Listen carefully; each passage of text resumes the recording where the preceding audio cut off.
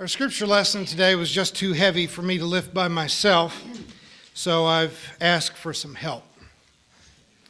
You may have noticed that it is better to be rich than it is to be poor. That is, the rich and powerful often lord it over the poor and the vulnerable, and so it has been from the beginning of time. When the ancient Hebrews managed to escape slavery in Egypt, a place where they'd never been allowed to own land and in many instances had not even been allowed to have confidence that their own children were their own.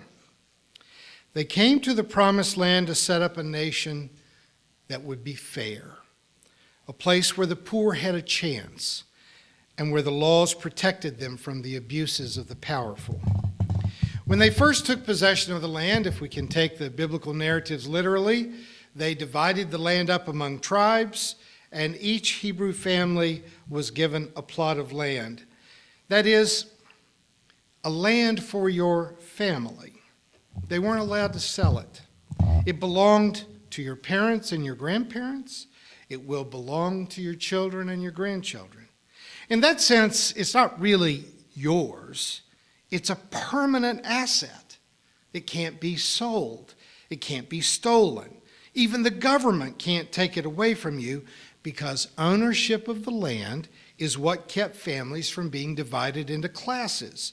No one could become fabulously wealthy, and no one would ever be condemned to crushing poverty. Now, that was the idea anyway. That's what you read in the Old Testament.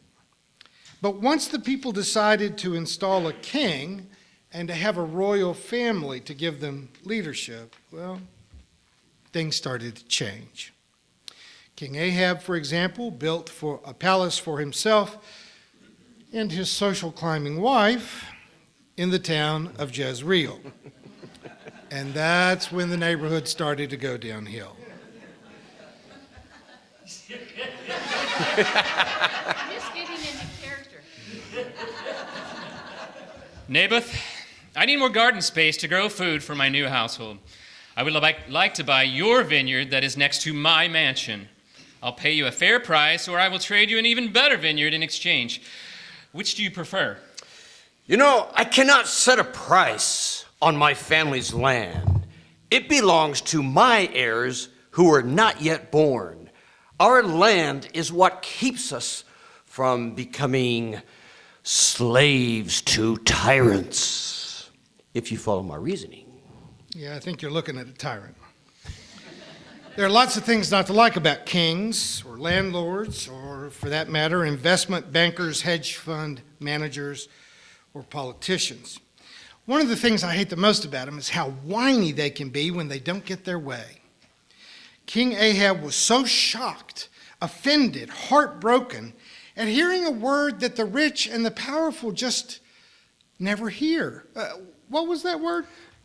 No! Yeah, that word. That word. You big baby. You're whining and lying in the dark in bed because some commoner wouldn't sell you his vineyard. What's the use of being king if you're afraid to kick around people? Let me show you how to act like a man. I'll have your vegetable garden for you by the end of the week. And she did, too. She did it by leveling a false accusation against Naboth and then hiring a couple of mobsters to be dishonest witnesses at the trial. So Naboth was killed, and for good measure, his kids were killed too, because justice can be pretty rough in an ancient Israelite courtroom. With Naboth and all of his heirs dead, Ahab went out to plant tomatoes and squash on his new land. But nothing spoils a good nefarious plot like a troublesome preacher bent on speaking truth to power. Elijah heard what had happened and met Ahab right on the plot of ground where he was planning to grow his green beans. Are you here to ruin my day, you judge from the south of the border? I'm going to build a wall around my new farm to keep you out and make you pay for it. Yeah, that's what they always say, but actually, Elijah said, "My king, let me tell you how this is going to go down. Because you are so evil, you're going to die in office, and none of your heirs will even survive to enjoy your great wealth. Because unlike in real life, in the Bible, the preacher always wins.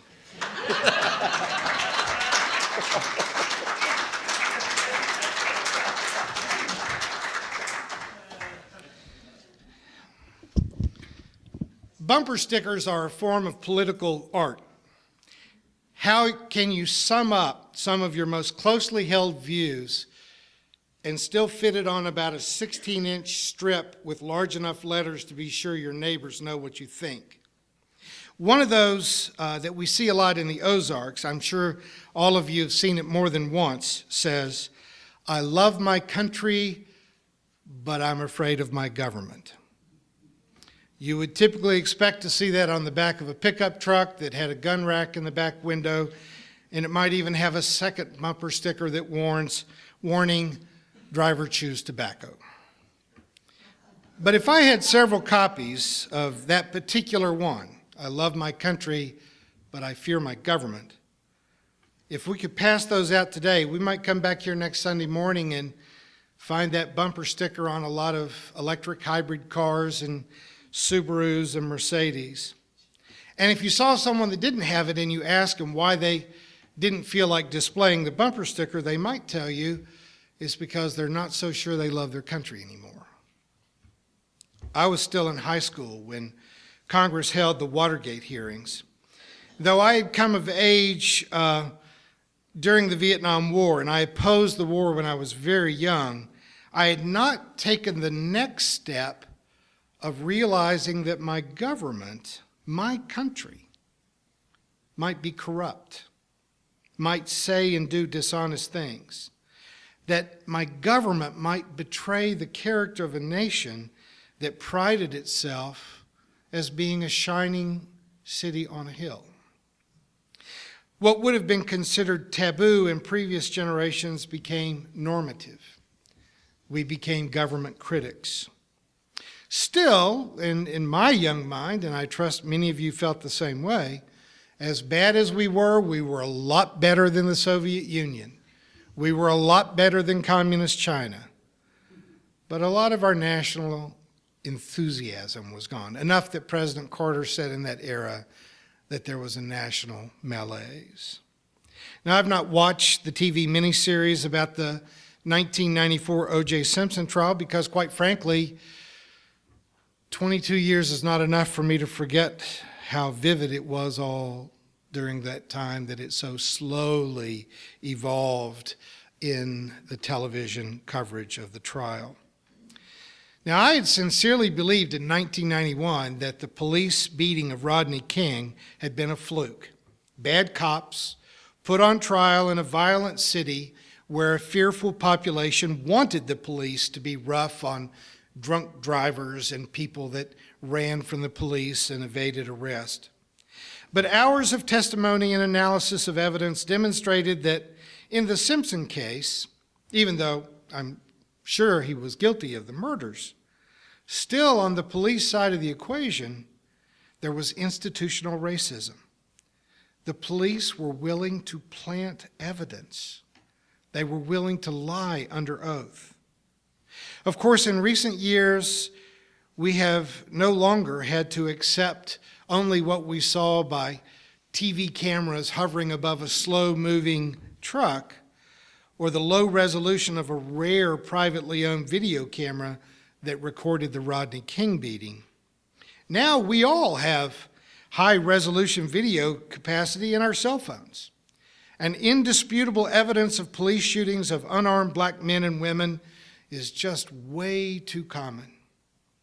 I'll be speaking in Ferguson, Missouri on the second anniversary of the death of Michael Brown. And I don't mind telling you, even though that's still a couple of months away, it is chilling to think about even being there at that time.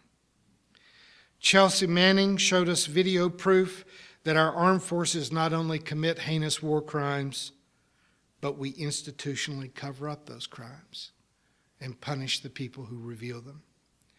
Edward Snowden made it obvious that the Fourth Amendment's protections against unwarranted search and seizure of our private documents was being treated as an almost quaint little bit of antique thinking and that our government has given itself permission to not only read our mail, but to listen to our phone calls, and even to discover everything on our internet browser history, and most men won't even let their wives see that. We grew up being taught to make fun of the Soviet Union and Chinese fake news services that fed a constant stream of propaganda, of lies to their populations. But having been a writer for a newspaper for 20 years and an avid consumer of TV news, I can tell you that there's a great deal more propaganda in our news media than there is journalism. Amen. I understand that there has to be a chain of command and that governments have to have secure covert operations. But am I the only one that would find it reassuring if Edward Snowden was put in charge of the NSA and Chelsea Manning was in charge of military intelligence? Still, I don't want to encourage excessive cynicism nor become tolerant of silly conspiracy theories, but a healthy suspicion of government seems like a pretty good idea. We acted out the Old Testament account of King Ahab and Naboth this morning, an account from an ancient voice that runs like a thread through all of the Torah, the prophets, and the writings of the Hebrew Scriptures. A voice that was just plain old distrustful of government and of power. Now, if you look for passages of Scripture that praise the Jewish king, you'll find them. Lots of the Psalms are enthronement psalms that make kind of crazy claims. These were written while the captives from Judah were held in captivity in Babylon. Why do the nations rage? They can't stand up to our king. They imagine David and Solomon as being a lot more powerful than they ever were. But as you know, there were a lot of different authors and a lot of different time periods in the composition of the Old Testament. And there were a lot of them that looked back fondly on a time in Israel's history when they really didn't have a government. Judges 21:25 says, "In those days there was no king in Israel, and the people did what was right." Without the corruption of government, left alone, people might just choose to do the right thing. and the whole "we don't need no stinking king" sentiment gets very strong in the words of the prophets. In 1 Samuel chapter 8, the people were demanding that the prophet appoint a king to rule over them, to organize armies, to defend them against their neighbors. And Samuel gave them this stern warning. He said, "These will be the ways of the king who will rule over you. He will take your sons and appoint them to his armies. He will make them commanders of platoons. He will send them to war. Some of your sons he will take to plow his fields, to reap his harvest, and to make his implements of war and the equipment of his chariots. He will take your daughters for decoration and for cooks and bakers. And he will take the best of your fields and vineyards and olive orchards to give them to his political supporters. He will take 1/10 of your grain and of your vineyards and give it to his officers and political advocates. He will take your male and female slaves and the best of your cattle and donkeys and put them to work for him. He will take 1/10 of your flocks, and you will be his slaves. And in that day you will cry out because of your king, whom you have chosen for yourselves." Now the prophet is making a very simple assumption, a very basic one, that whenever you give someone a lot of power, they will abuse that power, and that they will eventually take advantage of the less powerful around them. A member of our internet audience wrote to me this week to request that I do a sermon on a topic that he's interested in. I keep trying to find a polite way to say to people that this is not a top 40 show. I don't take requests. But this particular writer added, "And can you try to do it without mentioning Donald Trump?" And at that point, I knew I wasn't even going to try. And now, having broken the ice, let me just briefly use the Donald once more as a sermon illustration. I hope I never have to pay him copyright rights on this, but Trump's had a bad couple of weeks. For months it seemed like he was made of Teflon, that nothing he said, no matter how false, no matter how insane or racist, ever seemed to cost him any in public support. But when he took on the Latino judge in his Trump University fraud case, the worm turned. And here is, I believe, the difference. When Trump was ginning up fear of illegal immigrants from Mexico or Islamic terrorists slipping in among refugees from Syria, he was playing on the anxiety that many of his uneducated supporters feel.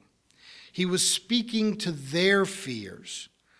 But when he racially maligned this Indiana-born jurist simply because his parents had immigrated from Mexico, he was picking a fight that only affected him. Nobody else is worried about Judge Curio. Trump had said a few months ago that he was so popular that he could shoot someone on the street and not lose any support, but he had misinterpreted the nature of his support because it's not all about him. It was never all about him. There's no reason for the public to turn on Judge Curio. Trump wants to malign him because, and the long and short of it is, he is as guilty of fraud as he can possibly be, and he doesn't want to have to pay a huge penalty or possibly serve jail time. And if it could possibly be tarnished, he doesn't want his reputation affected. His defense of his clearly racist comments to his Republican detractors has been a point. He's pointed out that he has just earned more votes in the Republican primary than anybody else, so why are they criticizing him? As if popular vote means that you can go ahead and be racist. And in his mind, he can. Of course, we're talking about a billionaire who's running for the office of the President of the United States. Now, that's a lot of economic and political power, but it typically doesn't take that much to corrupt us. Like most of you, I've dreamt of what I would do if I won the lottery.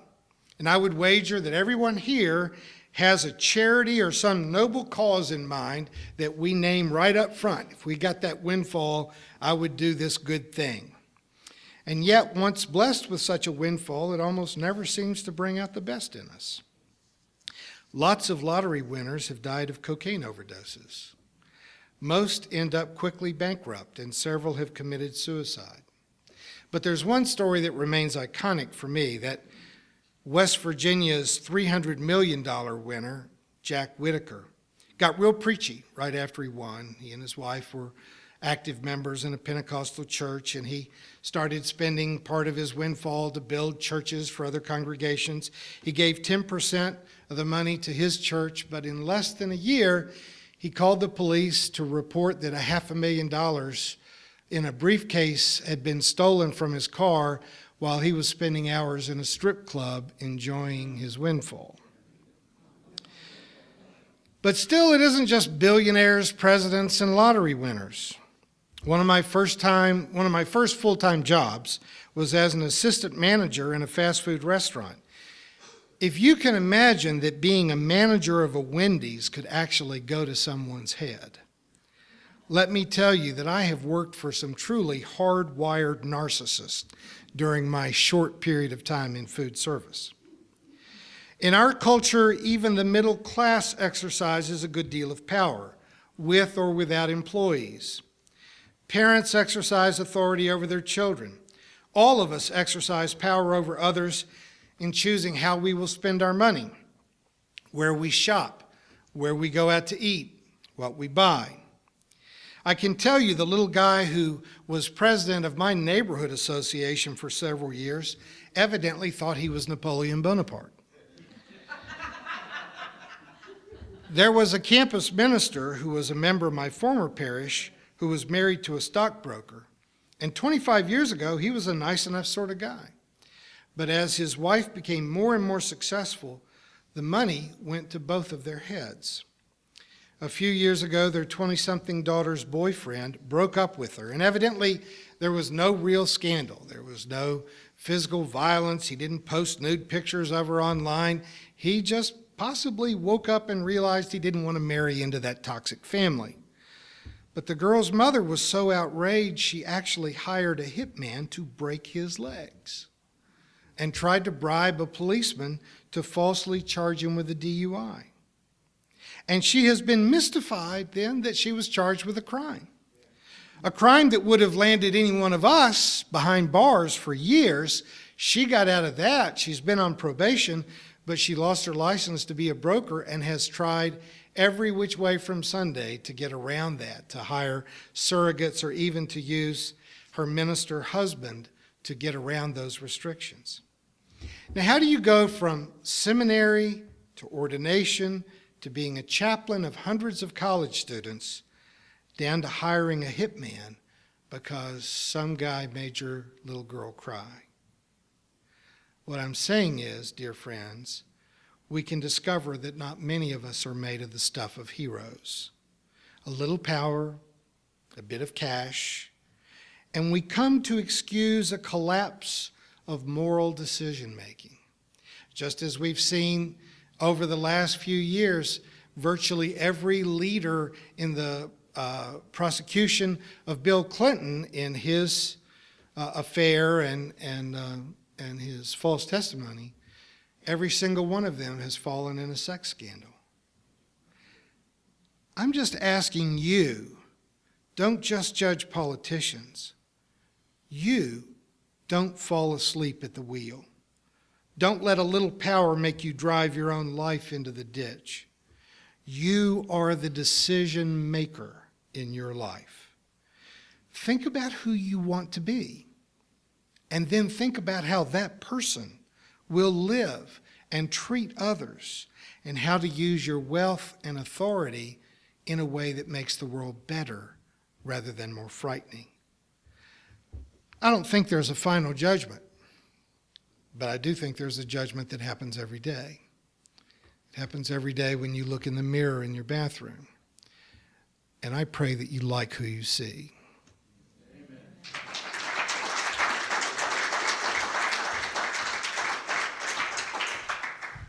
You have been watching a progressive Christian video from the Community Christian Church of Springfield, Missouri.